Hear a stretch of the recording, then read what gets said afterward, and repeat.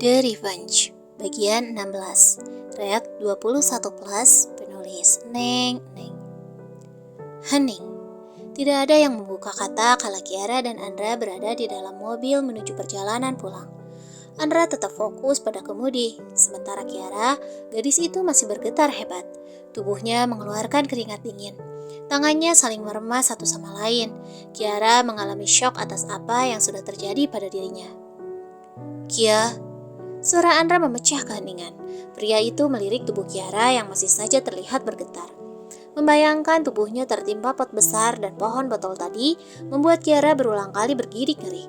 Jika tidak ada seseorang yang menolongnya tadi, mungkin bisa dipastikan Kiara sekarang sudah berkumpul bersama kedua orang tuanya di alam lain dan menjadi bintang, seperti hayalan Kiara. Iya mas, suara Kiara masih terbata. Gadis itu belum benar-benar bisa menguasai dirinya. Jangan terlalu tegang. It's okay, Kia. Tidak apa-apa.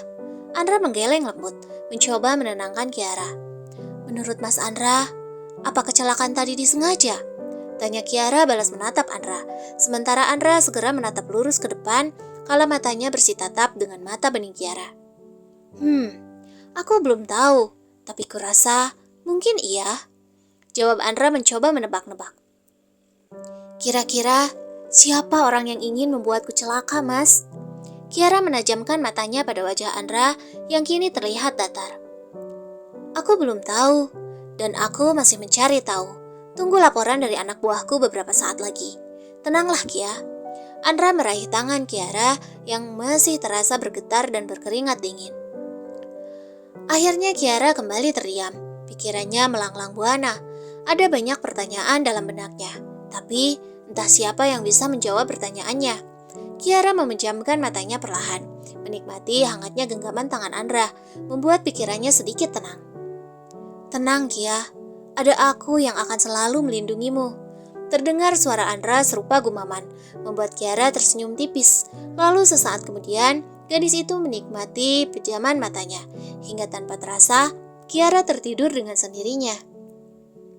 Sementara itu, pria di samping Kiara segera melepaskan genggaman tangannya.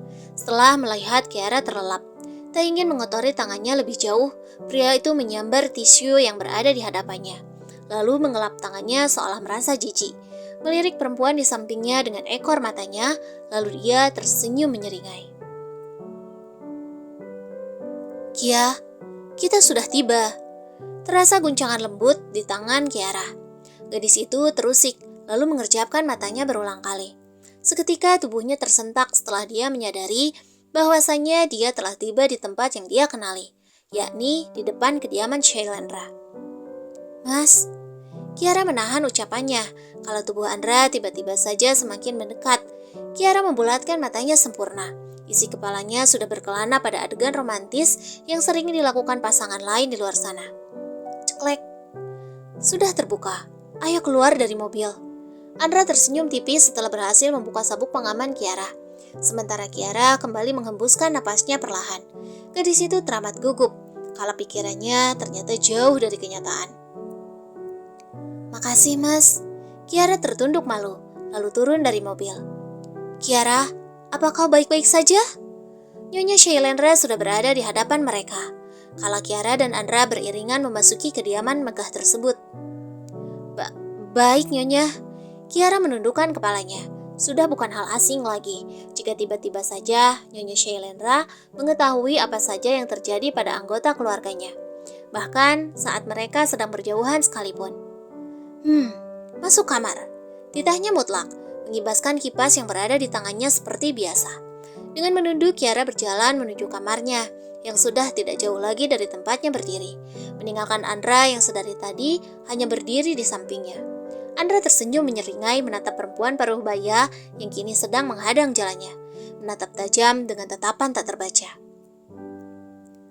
Mata Mama ada di mana-mana. Tentu saja, Mama sudah tahu semuanya tanpa Andra harus menjelaskan. Pria itu terkekeh geli, lalu menggaruk tengkuknya yang terasa tidak gatal sama sekali.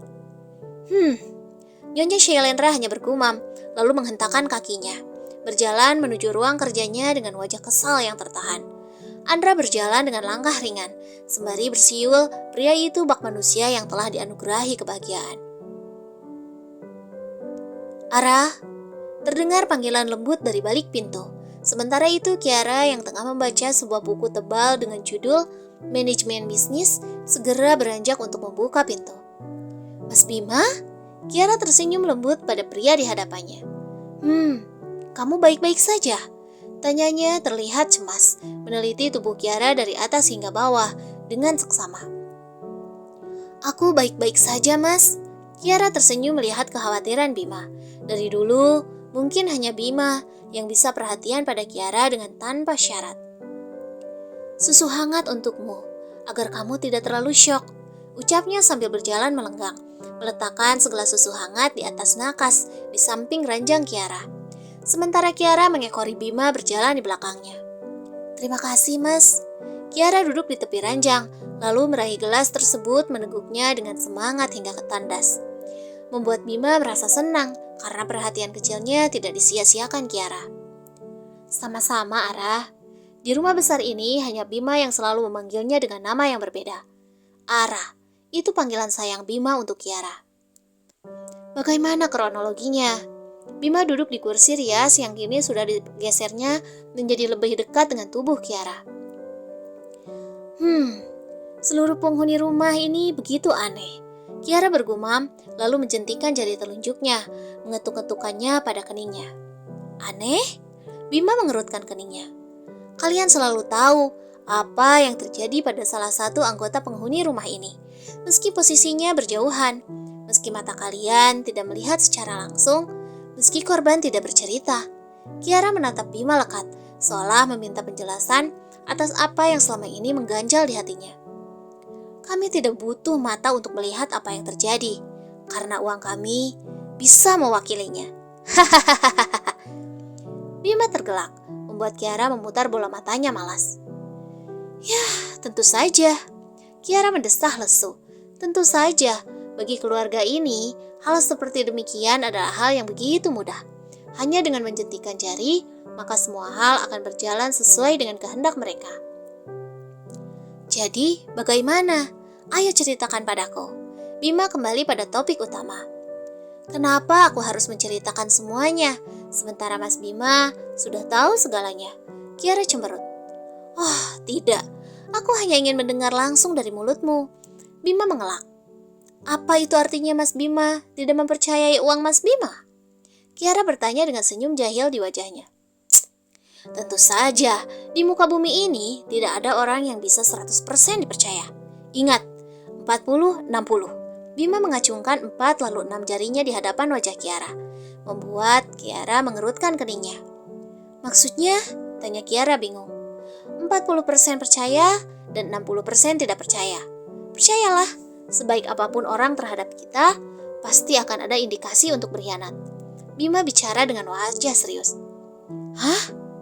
Hidup Mas Bima melelahkan sekali. Kiara berdecak heran. Bukan hanya aku, tapi semua penghuni di rumah ini memiliki pemikiran yang sama. Jelas Bima kemudian. Tentu saja. Kiara menganggukkan kepalanya. Tentu saja Kiara sudah tahu akan hal itu. Kia, jangan pernah percaya pada siapapun. Ingat, setiap orang bisa saja berubah jahat padamu. Jangan pernah memberikan kepercayaanmu 100%. Paling tidak, sisakan 1%. Tidak. Sisakan 10% untuk kewaspadaanmu. Percayalah, Ara, hatimu akan sakit jika kamu 100% memberikan kepercayaanmu pada orang lain. Bima mulai bicara panjang lebar. Termasuk pada Mas Bima? Kiara menatap Bima dengan heran. Tentu saja, termasuk pada diriku.